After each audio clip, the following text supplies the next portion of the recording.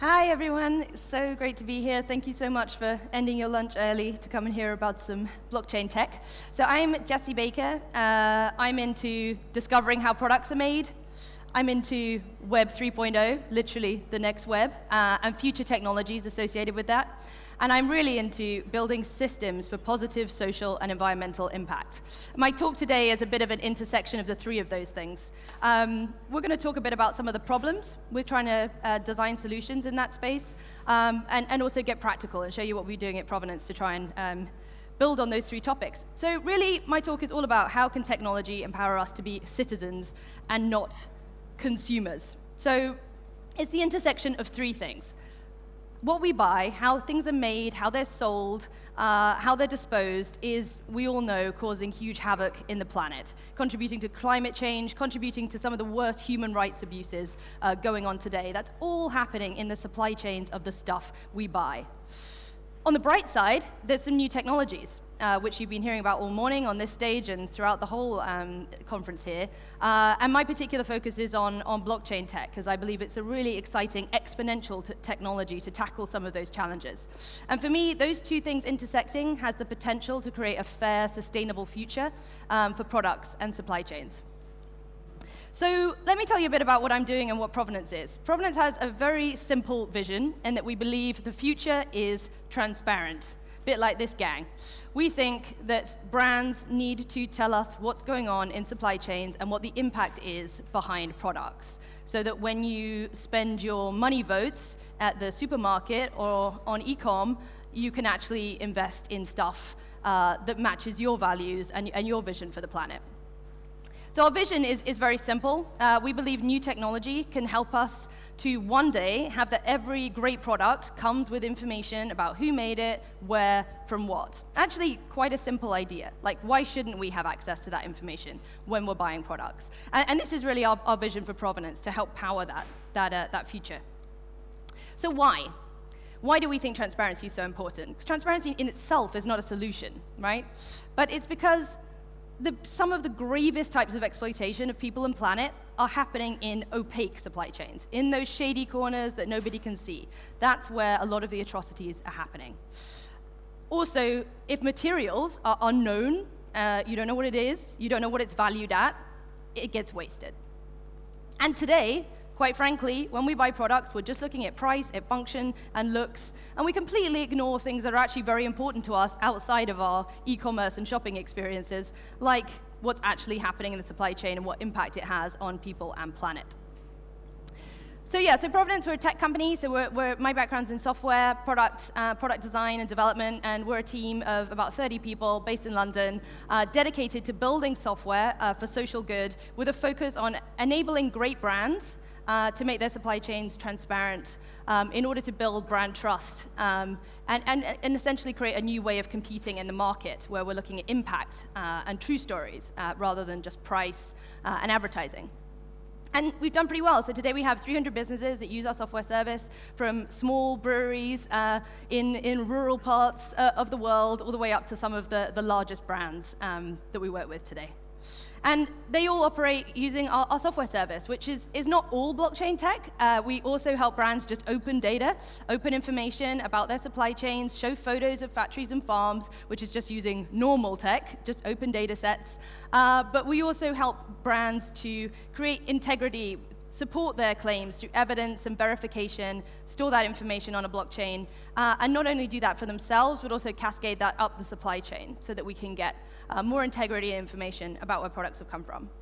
So we started using blockchain tech quite early, actually. So in about 2012, I was experimenting with how Bitcoin could be used to carry information about products peer-to-peer through a supply chain, just using the metadata in a small fraction of a Bitcoin, a few Satoshis. And that was kind of an interesting idea. And so, Provenance really started as a side project, exploring whether there was potential for that. And so since 2013, we've really been actively prototyping, building, and now developing full-on applications, working with companies in this space. And why? And so a big part of our vision as a social impact is not just about the change we want to see for commerce, it's also about the approach we want to take with the data. So, and that's why blockchain tech is so important. I mean, as you all know, it's an open, incorruptible, decentralized data solution, but it presents a really exciting kind of paradigm for how we own and control data, which doesn't take a rocket scientist to look at how data is owned and controlled today, Facebook, Google, to see that that might be potentially very damaging if applied to the world's supply chains with such great effect. So, blockchain tech. I mean, I really like to talk about Web3, and there's quite a gang of us that use that term to talk about blockchain tech as a kind of all-encompassing way of talking about a future we want to see. Because we all know about Web 1, you know, that the internet became this huge digital library, wowza. Web 2, where we actually became very centralized as an internet. It's amazing how little of the internet we actually see today, if that makes sense. From the original vision of this networked web page world to now actually really the majority of us are looking at the internet through some quite specific walled gardens, of which there's a few examples here. And that presented a few problems, right? Centralized control, potential for corruption, potential for manipulation, and actually quite a top-down sort of dictated model for how we govern and use the internet. For me, Web3 is the new paradigm to try and break that open. It's to try and redesign the future of the internet with the values in which it was first created, to actually have open systems for the information to be controlled and governed, rather than centralized authorities. But you know all this. But I just wanted to tell you one quote that I really quite like, because I think it really sums up why blockchain tech is still so exciting to me. I've been working on it for so long, and I'm going to tell you about so many of the problems with it in this talk. But it does still present a really exciting future, I believe. So blockchains are a new invention that allows meritorious participants in an open network to govern without a ruler and without money. Now, I think this statement really captures for me what's so exciting about it, which is the meritocracy, the fact that anyone can be part of it, right? It's an open system, and as long as you contribute to the network, you can benefit and gain from the network and be part of that network. Which for me, if you look at a supply chain, why shouldn't that be the case? You have the people at the beginning of a supply chain who are actually contributing the most, but today gain the least. Why shouldn't there be a meritorious way for them to interact and share their data in a way where they get rewarded for it in an equal way? The other thing that's interesting to me is the governance. Today, we really rely on very small, powerful actors to help us govern networks, which is actually quite essential. You need that to happen. And because of everyone tends to the most powerful network, so you get huge consolidation, and hence has built the Facebooks, the Googles, whatever. But this, for me, is an exciting paradigm. The way that you can all interact with the chain, but yet not have to have this one centralized ruler, or not have to have money. So, but we've been applying blockchains to quite a specific case, right, which is supporting validity of information across the supply chain network. Why? Because we don't want to buy from slaves, and we don't want to buy products that contribute to climate change. But to know that information today is very hard. Decentralized, dynamic networks that supply chains are, it's really important that we have a method of gaining the validity on that information if we're going to stop it. But also, really importantly at Provenance, we really are trying to create a system that we can all own and benefit from. And I don't mean we, I don't mean us. I actually mean the supply chain, the people involved in creating our products. Why shouldn't everybody in that chain truly be an owner of the system that allows it to be efficient, allows it to be sustainable, and allows it to end human rights abuses? And why shouldn't they all benefit from it in an equal way? So, but I want to talk to you, but you know all this. Like, I've been talking about blockchain tech for 6 years now. All of this stuff is known. We know this. What I want to talk about is what we've been doing and some of the big hurdles and challenges and barriers to exponential growth that blockchain faces, specifically in these kinds of applications. I think there's many applications of blockchain tech that are flourishing very well today, and we've seen some of them this morning. But actually, some of the blockchain for good or the very practical applications of blockchain are struggling. It's taking longer than we thought in order to get to an exponential solution that I still believe is possible. And I want to talk a little bit about that. Maybe some of you can help. Maybe some of you have been having similar types of thoughts. But also, you can see there's some opportunities there as well. So one is, it's hard to find a way to create a genuinely fair token. I'm sure lots of you are sitting here having bought tokens, having bought various cryptocurrencies, it's pretty hard to find an example where the token really has value because of its utility and not because of its scarcity or potential future utility, if that makes sense. It's very clear that today's tokens are mainly generating value through speculative markets, rather than actually being a token that has pure utility. I think there are a few examples of good tokens with utility. I'm personally a fan of Brave and the Basic Attention token. I think that's a nice design. It makes sense. Of course, Bitcoin and Ethereum are operating networks powered by tokens where there is true utility. But real practical applications that go beyond that, I think we're actually seeing is quite limited. The other problem, quite practical problem, here we go, one of our customers, we've been tracking their wine on the blockchain, bloody looking after your keys. All these centralized authorities on the internet today have got us very used to the idea that you can just request a new password with one click. Looking after keys, big problem. Seems minor, because many of the applications today are designed and operated and running by software engineers or those that are experts in crypto. You want to apply it to anybody outside of that, then finding a way for people to keep track of their keys, huge challenge to solve. The other big issue we've had is supply chains aren't digital. We're trying to impact early stages of the supply chain. So farmers, fishermen, that today are really being quite exploited by today's supply chains. But the problem is they're still not digital. There's lots and lots of penetration of mobile technology. It's amazing how many people on Facebook in Indonesia, for example, where this photo was taken, where we do a lot of work in the fishing industry. But lots and lots of supply chains are still not digital, which is an obvious prerequisite for using a blockchain. The other big opportunity and issue, I think, is blockchain UX. I think this isn't talked about enough. The design challenges with using blockchain tech. This is actually an example of a screen from MetaMask, which I think is one of the nicer designed blockchain applications. But this is a rarity. There is a huge opportunity here for product design to really revolutionize how we interact with blockchain tech. And many people say blockchains haven't had their browser moment, right? They haven't had the moment in which people can truly interact with them and gain value from them as what happened with the invention of the browser for the internet. The other big issue, the elephant in the room, is, of course, scalability of public chains. This is a picture. I was at DevCon 4 last year, and it's clearly, we've still got a long way to go before something like Ethereum gains the ability to be able to do the level of transactions that we need in order to be able to really, truly create a decentralized future for something like supply chain tech. We're seeing lots of new blockchains come into the space, claiming to be able to handle scalability at a much, much higher level. Me and my team spend quite a lot of time looking into their governance, looking into how they've created their blockchains, to see whether they are on par with Ethereum, which is what we use today.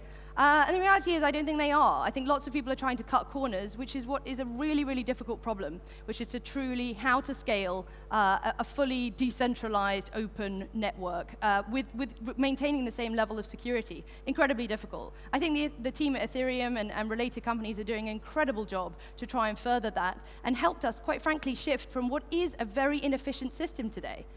Proof of work is inefficient. It can't be the way in which blockchains scale. But moving out from proof of work to proof of stake, still such a hard problem to crack.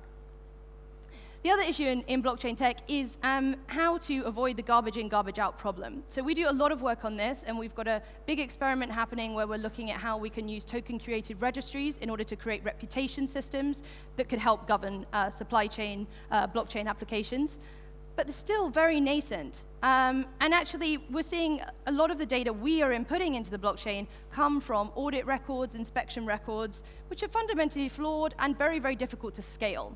However, we're seeing some really exciting new technologies in this space. This is an image from one example, which is a company called Phylogen, who use the microbiome to create unique fingerprints for products that have been created in certain locations to prove their origin.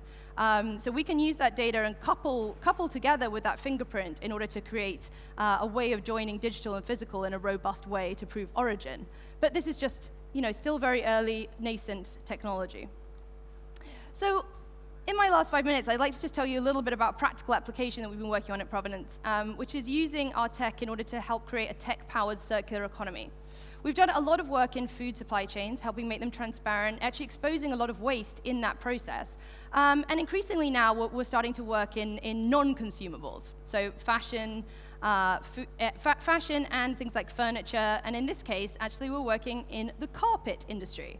So this project was in response to this stat, which is 3.5% of all US landfill is carpet waste, which I really did not know. Absolutely insane. How can that be the case? So there was a challenge presented to us by a company actually based here in Amsterdam, DSM, Niaga, who really wanted to look at how they could avoid carpet waste from happening at the extent it's happening today. And we brainstormed a lot, worked together, we've been working together over the past year to really look at how we can start to treat materials like currency, treat them like they have an inherent value, and like we're custodians of them, rather than simply the end of a supply chain.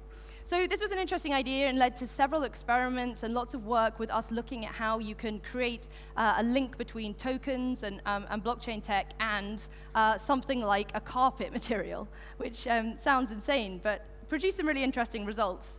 So for this product, we've actually just come to the end, and we're about to be launching. We're launching this material, a new approach with DSM next week.